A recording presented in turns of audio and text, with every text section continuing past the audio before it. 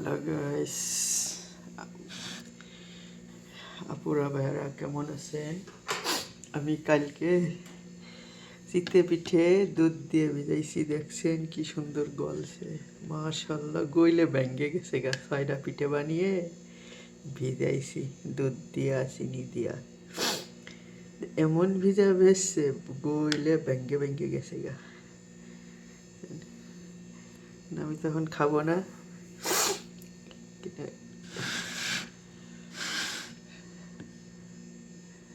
লবসালি খাওয়ালে বিকেলে।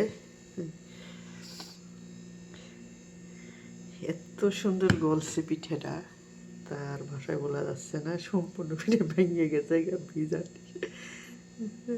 ভিজার শীতি সব ভেঙে গেছে। যাই হোক, আর খাওয়া যাবে না।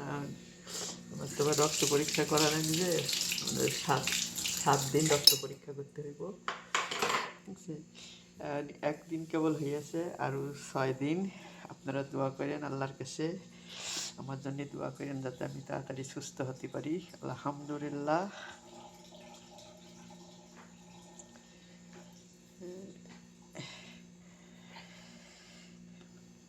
যাতে আর ডাক্তারের কাছে না যাওয়া লাগে।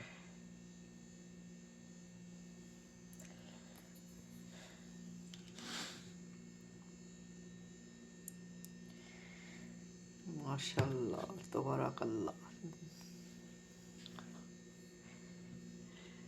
কয় বছর ধরে আইসে এইসব পিঠে খাই না, সেদিনকে মনে হলো কি একটু ভিজে। কিন্তু আমার তো দুধ চিনি খাওয়া নিষেধ, তারপরেও 6টা পিঠে বানিয়ে ভিজাইছি।